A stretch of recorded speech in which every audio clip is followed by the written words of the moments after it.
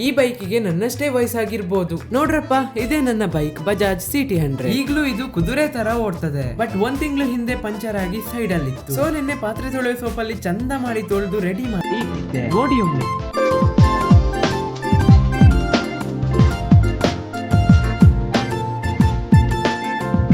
ನೋಡಿದ್ರಲ್ಲ ಹೆಂಗಿದೆ.